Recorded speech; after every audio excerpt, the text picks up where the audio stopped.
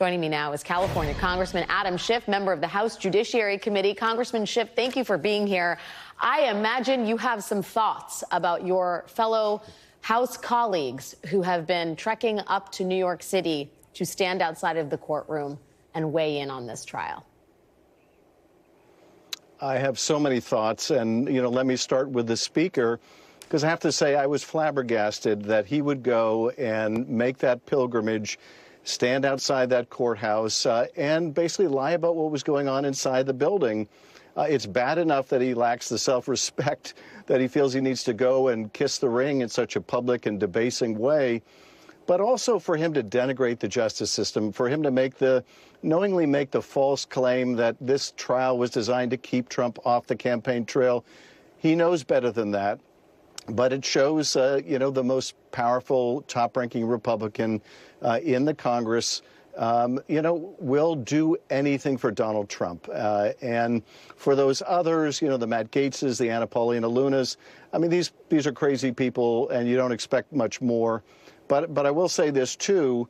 The fact that some of them are going into the courtroom, this is a way to tamper with the jury. This is a way to essentially communicate to the jury that we believe this is political. We're here to show support for the president. That's making a statement without having to say a word. And that is distressing for much the same reason. Congressman, because you singled out the Speaker, I do have to ask, you were one of 163, I think it's 163 Democrats who voted to effectively save Speaker Johnson from a motion to vacate. Do you have any regrets about that? And would you do it again if there was another call to oust him from his position? I don't regret it because two reasons. One, we need a governing entity in the House.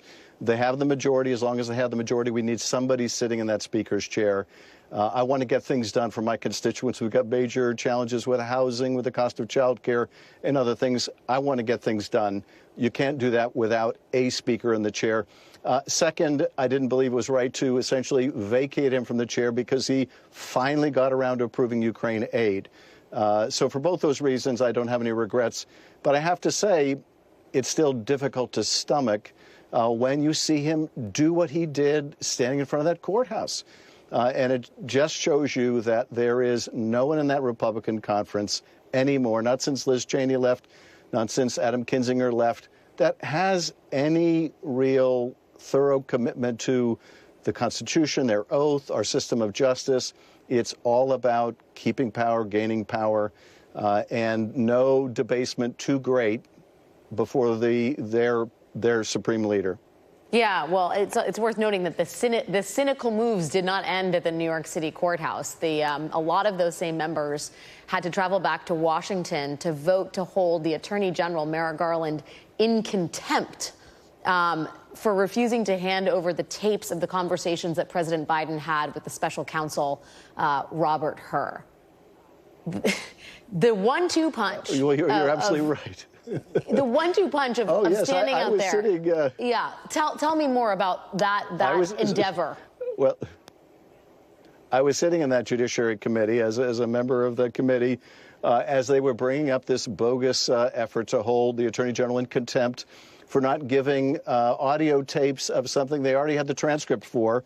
It's come to that pathetic a motion to hold the Attorney General of the United States in contempt for, so they can give tapes to his campaign team for campaign commercials. That is Donald Trump's campaign.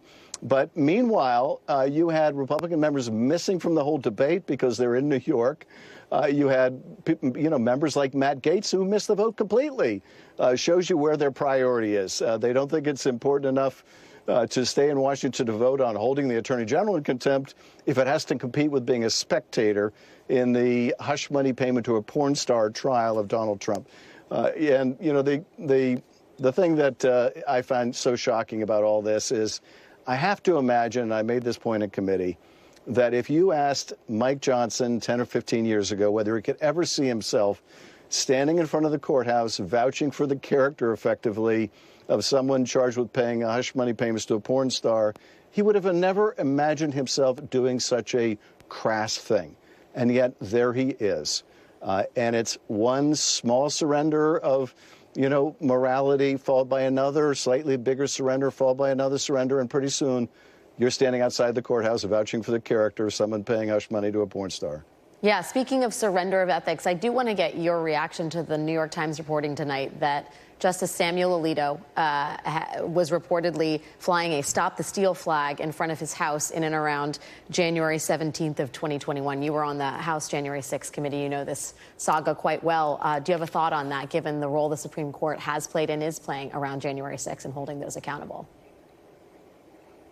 This is why Americans have no trust in the Supreme Court anymore.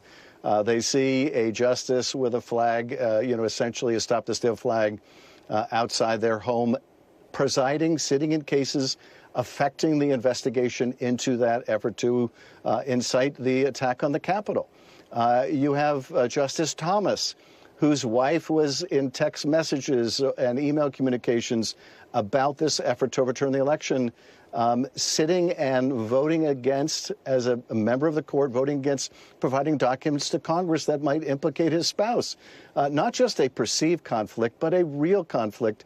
And this is why people have no confidence in the court. And there at the moment is no recourse for this. They can violate the code of ethics because there is no enforceable code of ethics for the Supreme Court. But I think, as you were discussing earlier with respect to Alito, he's proud of his disdain for public opinion. He is, more than willing to wear his partisan colors on his sleeve, or in this case, on the flagpole. Congressman Adam Schiff, thank you for joining me tonight. Really appreciate your time, sir. Thank you.